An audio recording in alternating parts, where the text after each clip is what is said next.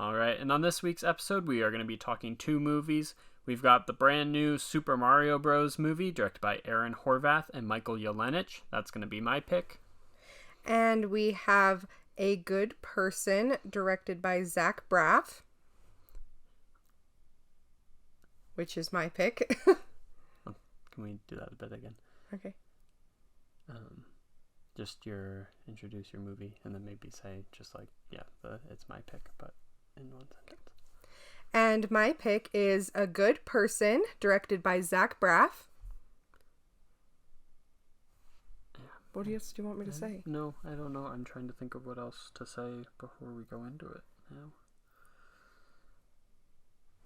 I'll pause it, maybe. For each of these movies, we are going to start with a non-spoiler section and then talk spoilers a little bit. For each of these movies, we're going to start with a non-spoiler section and then move into spoilers a little bit later on. There will be time codes down in the description so you can jump around. Alright, let's get into it. Alright, my nerd pick for this week is the Super Mario Bros. Movie.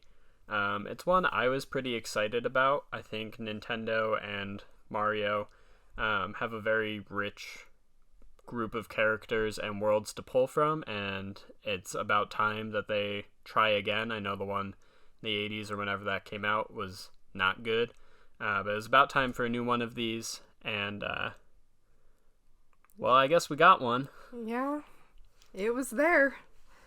Yeah, it was directed by Aaron Horvath and Michael Yelenich. It stars Chris Pratt, Anya Taylor-Joy, Charlie Day, Jack Black, and a host of other people. And, I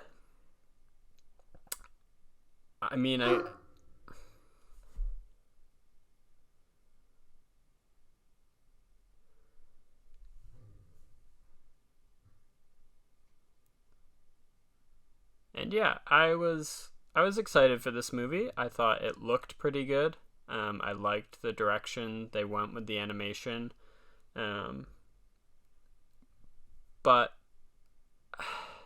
it really just felt like, how much Mario can we cram into 90 minutes, 2 hours, however long this movie was? How many references, how many little things, which games? Oh no, we didn't include this one obscure game from 1992. I guess we've got to now dedicate 5 minutes to it. And it just felt soulless and pointless and long and boring. Yeah, and the editing was a little bit weird. I was talking to Everett about it in the car, where they took a lot of songs that, like, I like the songs, like the I Need a Hero song, or what's that one called? Take on Me. Take on Me. Like, they're good songs, but it's almost like they decided to add them in after the movie was already edited, because there was like other songs and sounds kind of playing in the background, and they didn't really fit the scenes that they were putting them into. They just threw them in, which was weird. It was weird. Yeah, and if there's an action scene, which there is every 2 seconds in this movie, you can guarantee there will be a really fast, super slow-mo, back to really fast type of edit. Got really old. If Mario is going to jump with his face towards camera in slow motion, you'll hear a very slow "Mamma Mia" about 50 times across this movie. It's like, did you run out of jokes? Did Chris Pratt bring nothing else? Did you forget to schedule him for the second half of the movie and just had to reuse lines? Yeah, and it was a very simple story. Like, there wasn't that much happening in it, so I think that's why they had to extend all of the action scenes so it seemed more like the video game, since it is based off of the video game. But it was just... it didn't have to be as long as it was, by any means. Yeah, it came in at 92 minutes, I just checked, and yet somehow still felt long. And I think a lot of it is just... scenes happened for the sake of a scene. It's, now it's Mario Kart time.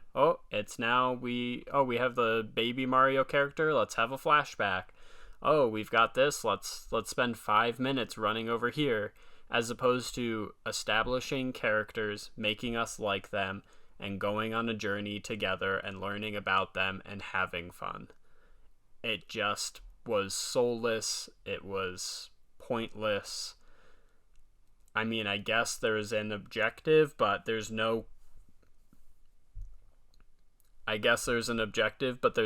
clear setup path / stakes. It's just like, oh, I guess this is where we're going now, and oh cool, we're here now, and they just told us let's go over here, so that's what we're gonna do now, and oh, there we go, we're there.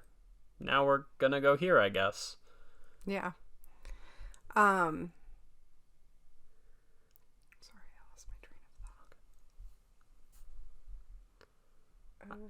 Sorry. I guess just to set up a bit of context for this movie, again, this is non-spoilers. We'll do spoilers later. This is pretty much all stuff you can see in the trailers. But the plot of the movie is Mario and Luigi are plumbers in Brooklyn, and they get sucked into this magical world of the Mushroom Kingdom and the other realms and whatever. And Luigi ends up captured by Bowser, so Mario has to go save him. And for about 20 seconds, they did something I really liked. And it was him having to practice, Mario, having to practice over and over and over again, like you, the player, would have to do on a level in Mario, when it's like, oh, I gotta learn the timing of this, and I've gotta get used to this, and I've gotta, practice my jumping in sequence to make sure I get across this area and hit these enemies and do all this kind of stuff, which was very classic Mario, and I was like, oh, that's a fun way to incorporate that. And then any other time he just kind of wins, and then that's it. And so they don't do anything with that. They go off, they adventure, movie over. And the other thing is that with finding Luigi and saving him or whatever being the main objective of the movie, and them talking about how close they are and how they're best friends, they can do anything together or whatever, they have no actual moments that show that they're bonded. I feel like their friendship, their brother relationship, anything, there's no connection. It's boring. Yeah, there's very early on a moment where they're working on just the normal plumbing job, and we're supposed to be like, oh, these are close brothers and they stick by each other and da da da da da, but they're not good at their job.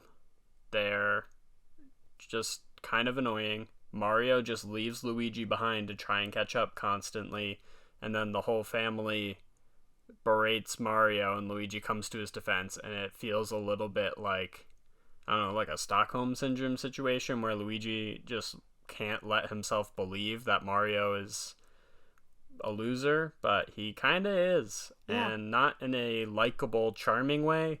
I think it's fitting, I guess, that Chris Pratt was cast as him, because spoilers, not for the movie, but for us, we don't like Chris Pratt. Never really liked him in most of his roles, and he brings that kind of pathetic, losery Parks and Rec vibe to Mario, who's supposed to be an action hero. Yeah, but less funny and just boring. They're awful at their job, and everything they do, they mess up and make worse. And then there's no real character development to show that they're getting better. Had there been any scene later of them doing their job and doing it well, that would have been some kind of improvement, but it's just everything just fell into their lap, and then it's over. Yeah. There is not much in terms of character development. They're too busy going places and doing things for them to actually grow as characters. In terms of the villain, Bowser, the best thing I can say about him is I like Jack Black, and I think his animation is cool. Yeah, I mean, he's not threatening. He's weird.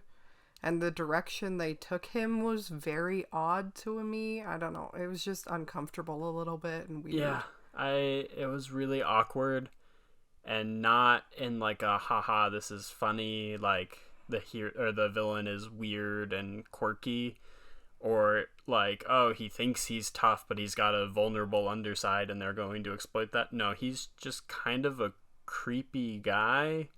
But not in a scary, creepy yeah, way. like weird vibes. Like if he sat down next to you, you'd move a couple seats over because something's not quite right. And yeah. Yeah, overall, Everett said it best. We were in a theater with a lot of kids. It was jam-packed full of kids, and they were screaming, laughing, having so much fun.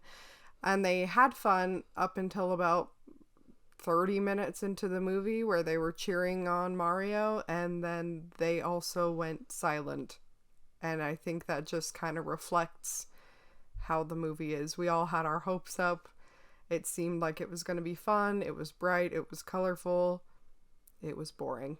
Yeah, when a group of 8 to 13-year-old boys, probably 10 of them in front of us, cheered louder for the Barbie movie trailer than for the exciting climax of the Mario movie, that was a little like, yeah, this movie didn't land for them. Yeah, it was rough. Should we move into the spoiler section? I think we shall. So yeah, we're moving on to spoilers here, so if you haven't seen the movie and you don't want to hear anything about it, skip ahead and you can hear our thoughts on A Good Person.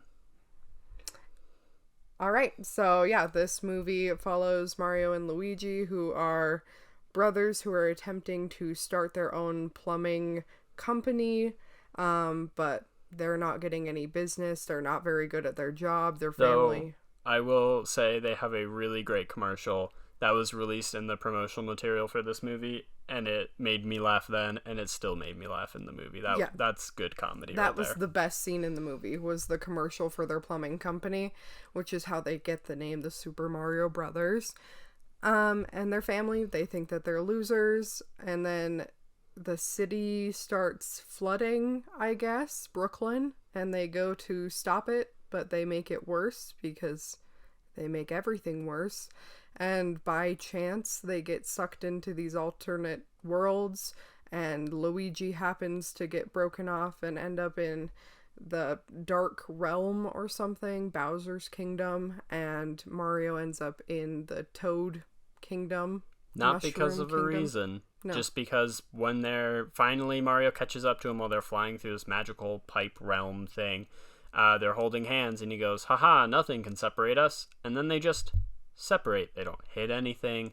They don't have to make a choice. No one comes out and goes, haha, I'm going to divide you now. No joke where someone's phone rings, so he pulls his hand away to check his phone, and they get pulled apart. Literally, it's just like, haha, we'll never separate. Boom, separated.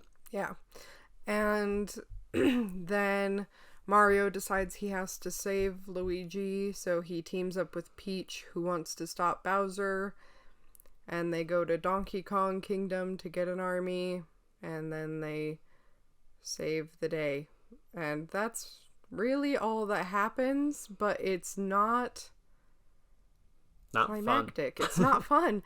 Yeah, and like Luigi ends up in what I would assume was Luigi's mansion and has a weird like longing to go back there even though it's in the haunted world. There's no real challenge for them to win this. Like Mario has to fight Donkey Kong and win the army so that they can go fight Bowser, I guess, and he's just getting the snot beat out of him over and over and over and over and over, but then he gets a power-up that just immediately allows him to win, and it's like too easy. I think the power-ups are a real issue. They wanted to feature them because they're a mechanic within the game, you know, get a red mushroom, you get really big, stuff like that. But they really hindered the movie because you get them in the exact same way as the game, which is Mario hits a brick, he magically gets the power. But the issue for me, in the game, I have to get to that brick and hit it myself. I might have to jump over 3 Goombas and into a weird little, like, make a perfect jump into a weird box area, and then I can hit it, and then I can hit the box. But in this, it's just like, yeah, okay, maybe this Mario did a cool jump to get there, but he didn't earn it. It's not the same as me earning a power-up in a game, watching a character just get one. Yeah. and then magically have these powers, and then he instantly knows what to do with them. It's not like, oh, he gets this power and he's got to figure it out and use his smarts and his skills to make it happen. No, he gets the cat suit, so magically he can act exactly with the reflexes of a cat and never has to try again, and just beats Donkey Kong within 2 seconds. Yeah, like, had maybe Peach been, like, yelling and cheering from the side, telling him, like, because she's practiced her whole life doing this, telling him, like, oh, well, with this one you can do this, this, and this, or whatever, or had they gone into it more when they were doing that obstacle practice course, and he's like, oh, I've practiced with this before, but it was just like, he had it, he won. And the only good part about that was that we got to listen to Seth Rogen do the Seth Rogen laugh, which I was telling him makes any scene great, but not really fitting for the movie. Not good. Yeah, I think it was just a weird direction for every character. About the only character going into this that I felt like they went the correct direction, who's like a main character, like, you know, a Koopa guy on the side is whatever. But, like, I think Peach, I think Anya Taylor-Joy does a good Peach, and her character is fun and interesting.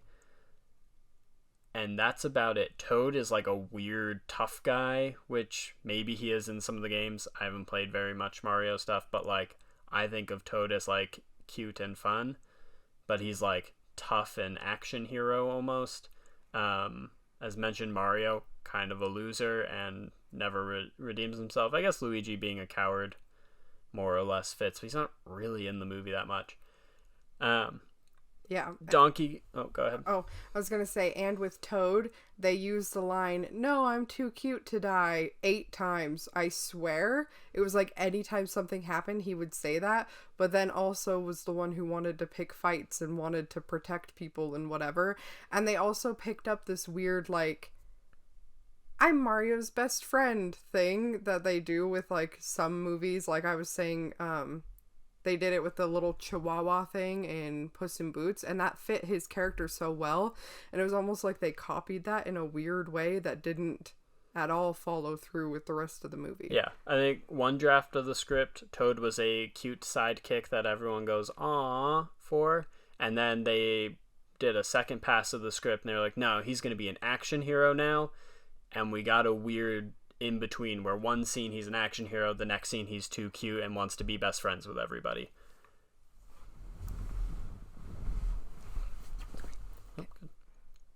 But yeah, so these characters that aren't consistent, the biggest one for me is weirdly... I'm going to restart that. So yeah, these character differences, one that was really bad, I think, is Donkey Kong. I love Seth Rogen and his laugh, and I think he could have been a good Donkey Kong. And I kind of get where they were going. He's like this pompous airhead type guy who just loves the crowd or whatever. But at the same time, of course, because there's no real arc or development, he instantly is also this vulnerable guy who just wants to be seen by his father. And they don't do anything with it. Like, it's not interesting. It's one note. And he's just like, if the scene needs him to be a tough guy, he's a tough guy. If the scene needs him to be sad and vulnerable, he's sad and vulnerable. And they don't pick one. They don't try. Like, it's just like, oh no, we're in an issue where this character is going to have to grow, or we're going to have to write something clever to get him out of here. Oh no, we'll just completely flip on his character. Yeah. And they would do that a lot with, like, him and Mario's relationship, where, like, they started off having to fight as enemies, and then, like, they kind of end up helping each other out and then whatever, but then they still go back to making fun of each other and being rude for no reason. Like, it... And not like a friend making fun of each other, kind of like, haha, now we're like, with a bit of a wink, we get it now. It's just like a 180 back to being bickering enemies. Yeah, like, oh, you're trying to flirt, you're pathetic. The Princess Peach would never date you, loser. And then it's like, he literally saves your life and you're still gonna go back to being mean? Like, it doesn't make any sense. It's very weird. But the biggest letdown, weird decision, problem with this movie is Bowser. Yeah. And this is not a slight on Jack Black, because I think he has done some amazing work and is talented. And I think he played what was written as best he could. Yeah, I would agree with that. However, what is written is garbage. So bizarre. It's weird. It's bad. I don't think it got like any laughs. They keep going back to this thing where he writes these love ballads for Peach because he's gonna marry her. Well, and he wants to marry her, and he puts his heart and soul into singing at the piano. It's this dramatic ballad. And when I tell you there were crickets in the theater, not a single person even snickered at these moments. They were not funny.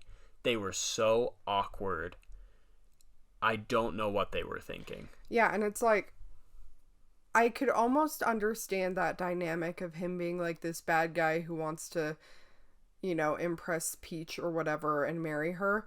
But he talks in ways that contradict, where he's like, they've never met even, really, because the way that she talks, she's like, I'm finally gonna confront Bowser, whatever.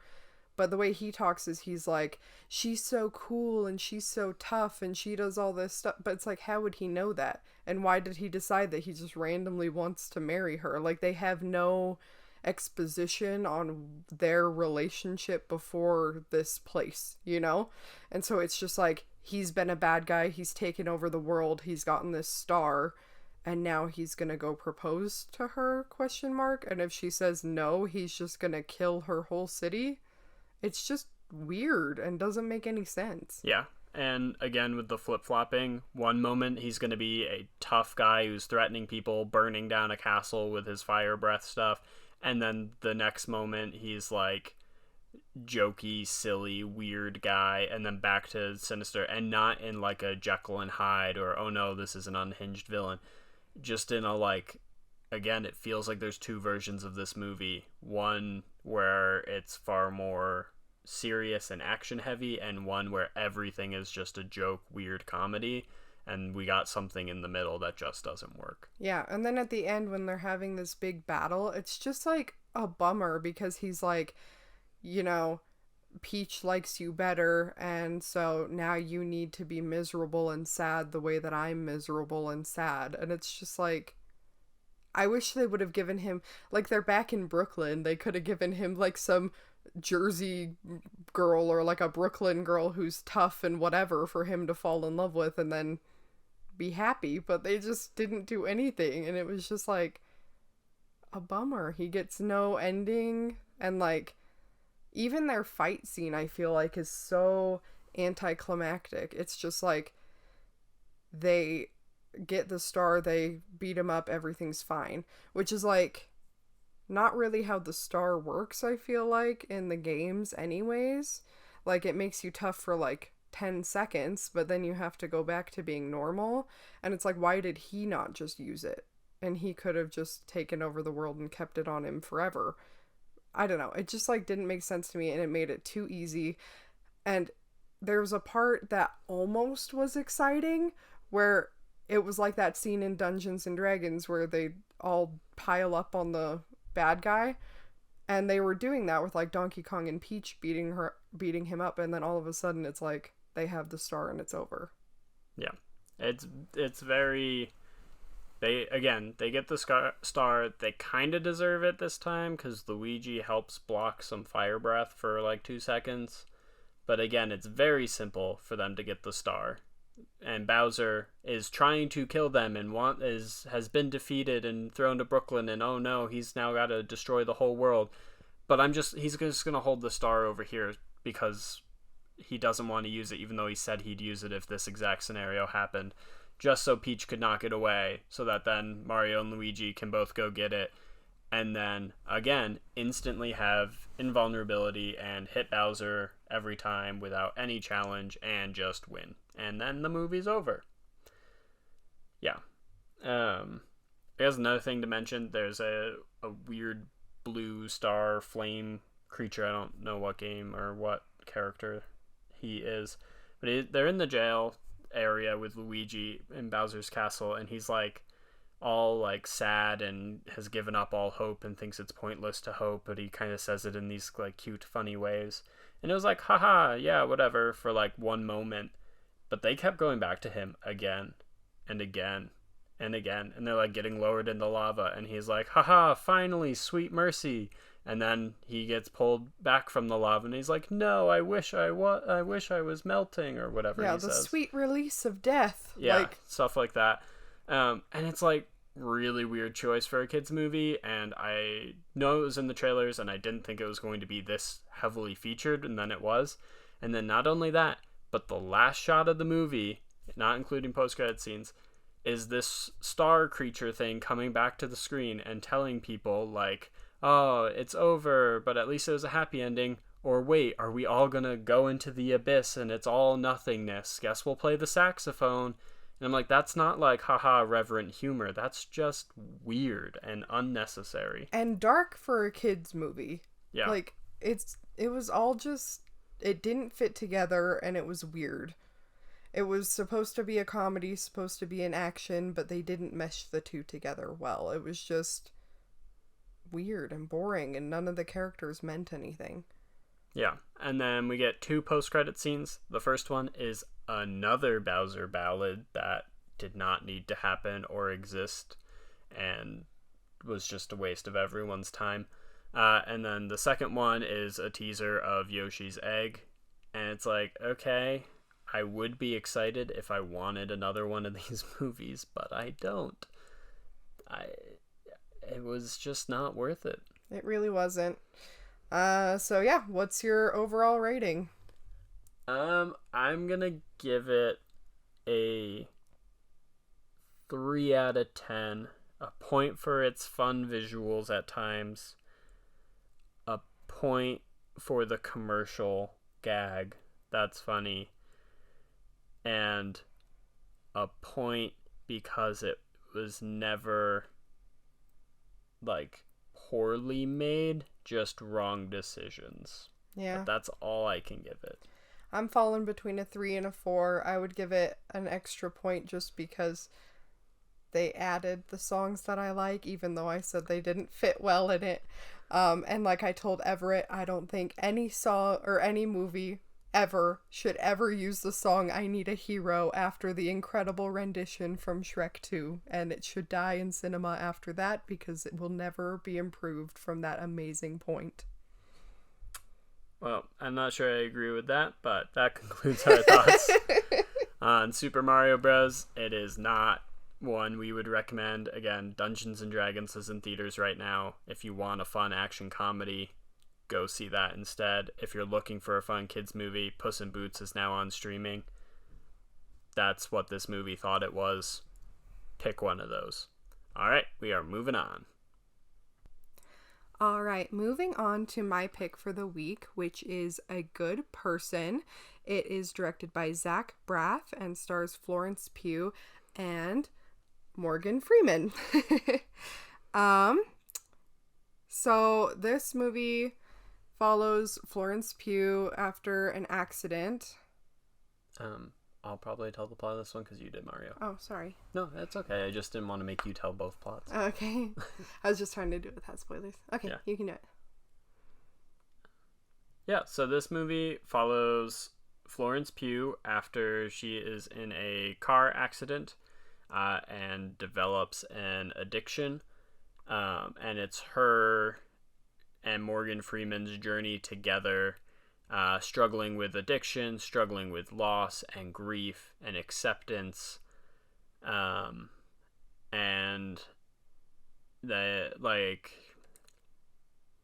another, how do I want to say this? Morgan Freeman has now custody of his granddaughter and is raising her, and the struggles of raising her, because she now no longer has her parents and he doesn't know how to raise a teen, so there's a little dynamic there. Florence Pugh is struggling with the loss of her fiance or their relationship and what that has left in her life, and her mother being somewhat of an alcoholic, substance abuser to some extent, and just all these kind of family drama dynamics trapped in small town New Jersey right by the city kind of vibe, and just it's an exploration of grief and addiction and loss, and the struggles of trying to move out of that. Yeah. I mean, if you've seen the trailer, you know what the movie is gonna be. There's no real surprises, I wouldn't say, in it. It's exactly what you think. Um, it's a little bit sad. Like, him and I both teared up a couple times. The people sitting next to us were sobbing the whole movie, like literally right from the get-go, just sobbed and sobbed and sobbed the whole way through. I wouldn't say it was that sad. I think it's like it had a few moments that were touching, but for the most part it's what you think it would be. Yeah, and I could definitely see it being, if you know someone in your life or have been that person, I could see this being a movie that hits you hard. But outside of that, it does feel a little sad for the sake of being sad. Yeah. And drama for the sake of drama, as opposed to like there's a message the filmmaker wants us to learn. Yeah. And so it lacked that extra bit of punch and focus that would have turned this movie into something really special. Because I mean, we can all agree Morgan Freeman, excellent, and I think he does a decent job in this movie. Florence Pugh, phenomenal yet again in everything she does. And the supporting cast, nobody really, even Nick Wolf, who I don't love from Hereditary, even he's like decent enough. There's nothing wrong with this movie. There's nothing to directly point to. Maybe a few moments that are like weird or whatever, or don't quite fit, but there's not like, oh, that was where they went wrong, or this was not what it was supposed to be about. They should have done this. It was just like, yeah, I mean, it worked. I guess that's the movie. Yeah. I don't think it's very memorable in terms of like movies like this that I've seen. I do think it is a lot like movies we've seen before. It doesn't really do anything new. But, I liked it. I think it was, It wasn't a waste of 2 hours, but it is very much like if you come back in a couple months and ask me to list what movies we saw this year, I probably won't remember that we saw this until you tell me. Yeah. I mean, we'll remember Mario because we hated it so much, but this one, it's like, it just kind of falls in the neutral area of not really memorable, but not bad. Yeah. Yeah, I would definitely agree with that. Yeah. Do we really have that much to say before we go into spoilers?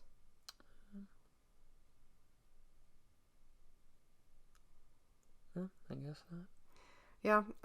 There's not really too much to say about this one besides what we've already said, the gist of the movie, and then our kind of thoughts on it. So we're probably just going to go right into spoilers on this one. So if you're not interested in hearing them, turn it off now. But yeah, so this follows Florence Pugh. She's engaged to her fiance, and his sister and his sister's husband are going with her to try on her wedding dresses.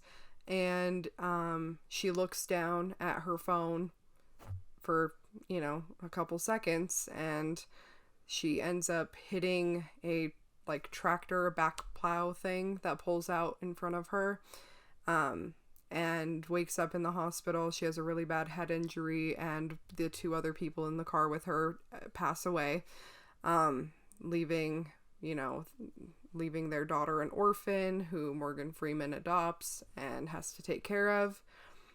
And then she gets addicted to the painkillers that she gets put on, but mostly because the physical pain's gone, but the emotional pain's still there, and she's trying to numb that pain.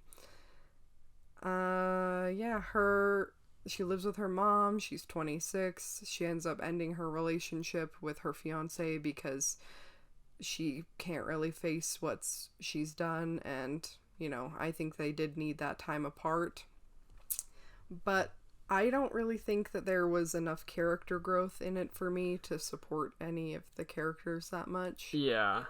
I think it keeps going like the stumbling on the path to recovery trail the whole way through, and then at one point kind of towards probably like the third act around there, I was starting to think to myself, like, there's not enough time for this to get resolved. And so then the magic of Rolex, her dad abandoned them when they were young but left her a Rolex, and then she sells it and just gets enough money to go to rehab and goes to rehab. So it almost kind of felt cheap in the end, where it was like, oh yeah, hard work and support networks, they don't do anything. You need to be rich and go to rehab. That's the way to solve your problems. And that left a little sour taste in my mouth. That kind of undid the hard work some, because there were some good scenes before that I was like, oh, like, I think this could be an interesting movie. And then it kind of just undid it all with that for me. Yeah, it's a little rough of a watch on the drug addict side, just because like a lot of people in my family have struggled with addiction, so I'm very familiar with like that kind of issue, you know? So it's like you would think that that would have been a sadder movie for me, but it was, they just made it too easy almost. Like she, you know, she does drugs with these guys from her high school who she thought were kind of garbage, and they are. And then that's not her rock bottom. And then she decides she really does need help and asks her mom for help. And her mom just gives her more drugs. And her mom never apologizes. Her mom never gets better. Her mom's still an alcoholic at the end. Like, there's no improvement on that part. And then she's still not hitting rock bottom. And then she, you know, Morgan Freeman's trying to help her. And she meets his granddaughter whose parents she killed. And the granddaughter's angry for 30 seconds and then wants to be her best friend. And then she literally takes her to a party where she, you know, almost gets assaulted, or maybe does get assaulted, and we just don't see it on screen.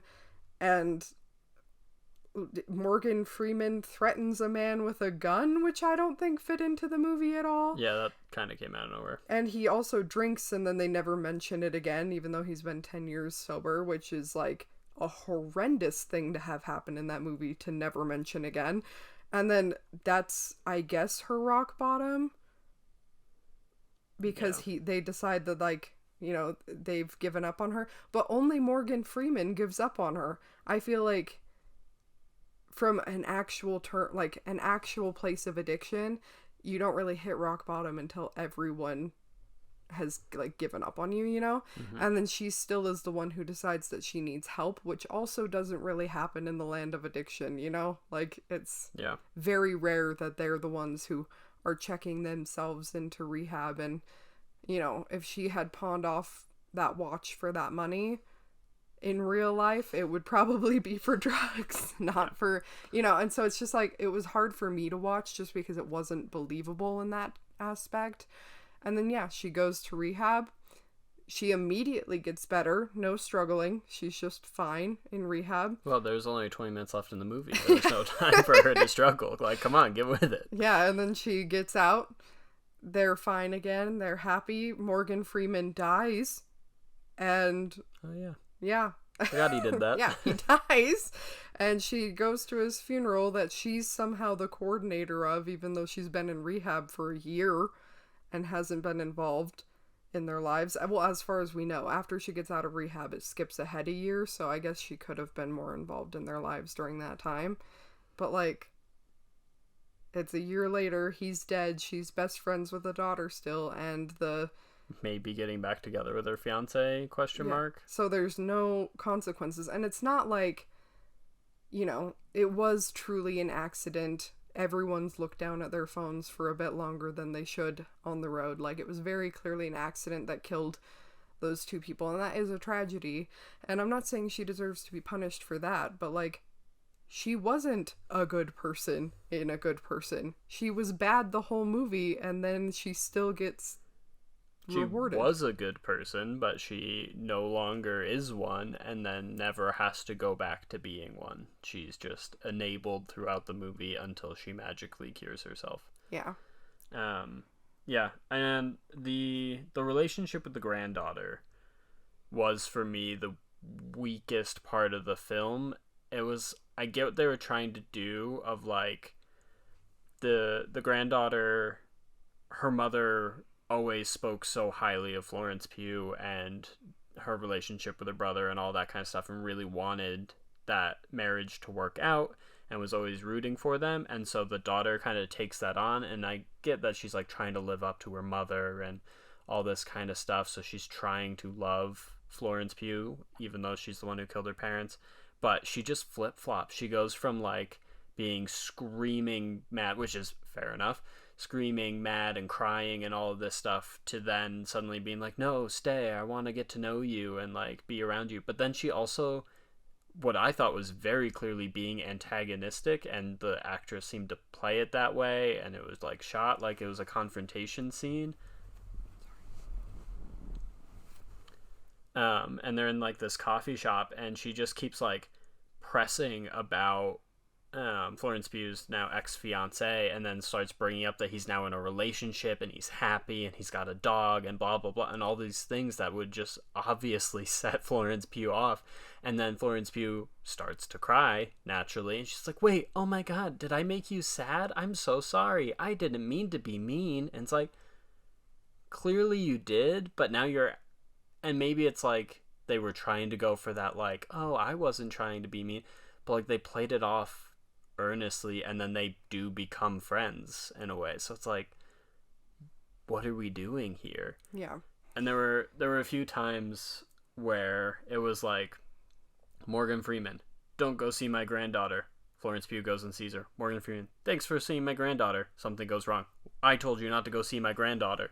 A little bit later, thanks for going to see my granddaughter. And it's like just flipping back and forth, and it's like, I get that that can kind of be how people act in real life, where they flip back on what they've said and things like that, but that movies aren't real life. Like, there needs to be a little bit of narrative structure and flow so we know where these characters stand, because I am not in this scenario and I don't have days and weeks to understand these things. I have 2 hours. Yeah. One of my other big issues with the granddaughter, I think she was played well. I think that actress was very precious, for like sure. Whatever. But they have a scene where Morgan Freeman walks in on her having sex with an adult man, and she's a teenage girl, which is illegal. Yeah, 16 and 20. 20. Yeah. And Morgan Freeman just yells at him and then lets him go, which is like, okay, maybe, even though he's an ex-cop, like, I feel like he would definitely be sending him to jail. Yeah, especially because like they make a point of the boy leaves his clothes in the room, and Morgan Freeman has to throw his keys down. Like, I thought he was going to check the wallet and get his name or his address or something, follow up or anything. Yeah, and he's literally yelling that it's statutory, which it is. And like, okay, fine, you know, teenage girls, that happens, especially ones that are going through trauma. Okay. But my issue is later they're doing this like montage of people's lives getting better in one way or another, and instead of this girl who's dropping off the soccer team, like not going to make it into Stanford, which was her dream, failing classes, talking back to teachers, instead of her like going to therapy or doing something to self-improve, her part of the happiness montage is getting on birth control so she can continue sleeping with this 20-year-old man. Which she then goes and does while like drugged or drunk and like basically immobile. Unconscious. And the guy's like making out with her when they bust into the room, and it's really uncomfortable. And I think one of the biggest issues of all of that, there's the first scene after the first incident happens. Morgan Freeman and Florence Pugh meet at a diner, and they're talking, and he's like, oh, I don't get it, I caught her with this guy or whatever. And Florence Pugh's like, oh, well, you know, teenagers, they're gonna have sex. And I'm like, I get that sentiment, but not when it's this. This scenario is not the way to encourage young people to experience life and know their bodies and all of that. Like, there needs to be lines drawn, and you can be like, hey, I understand I have no control, and if these are the choices you're making, make them safely, and I'm going to help you do that to some extent or something, but also you cannot be with someone when it's illegal, they are going to get arrested. Well, I think the thing with that scene is that he said, I caught her with a man, or I caught her with a boy who looks like a man.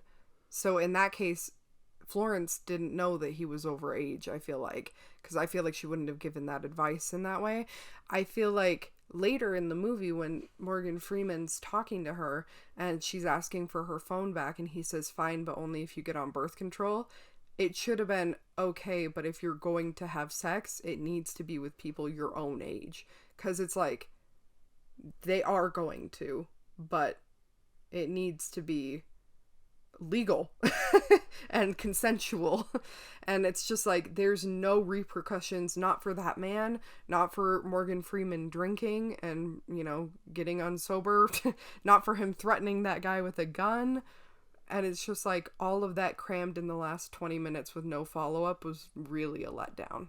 Yeah, I think the movie bit off more than it could chew. It had a couple too many subplots and plot lines that it wanted to follow, that it just didn't have the time to actually service. Yeah.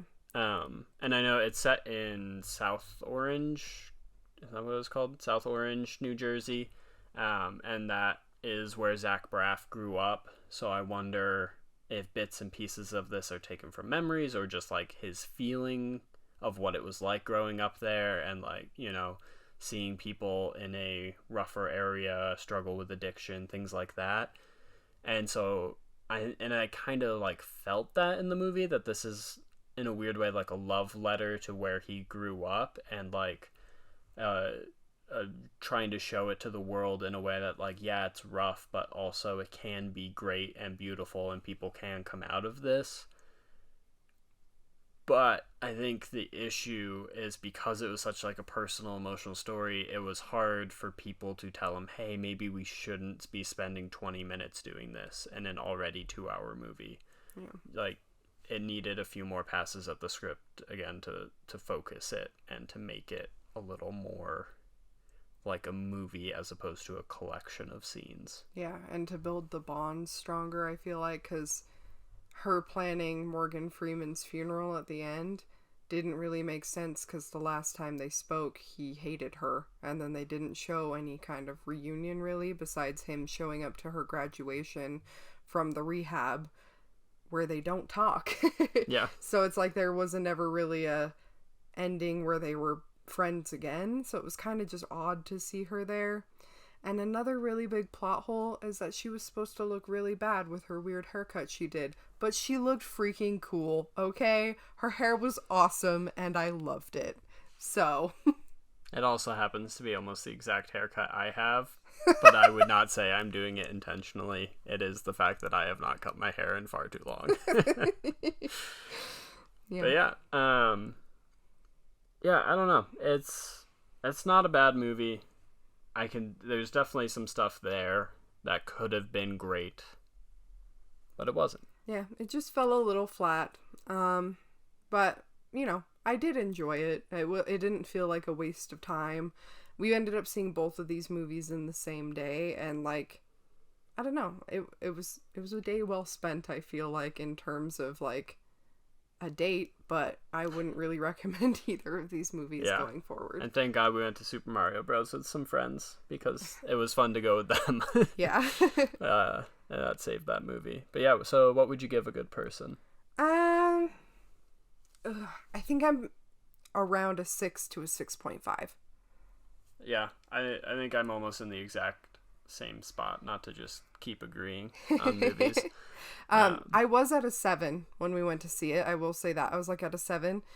And then the more we talked about it, the more I realized I was like, oh, a lot of this stuff didn't really add up, which dropped me down to like a 6.5. Yeah, I would say when I walked out of the theater, I thought that by this point I was going to be at an 8. I thought this was one of the movies where the more I thought about it and sat with it, I would like it more. But the opposite happened. I started to think, well, actually that was a little like they should have resolved that. Or like, oh, that was a little sketchy, skeevy, needed better handling. And there were just a few too many moments like that held this movie back. Yep. All right, well, that's our thoughts on A Good Person. Okay. Okay, well, thank you for listening to our podcast this week. Make sure to follow us on TikTok and Instagram at Nerd and Normie, and we will be posting a new podcast every Monday. Bye. Bye.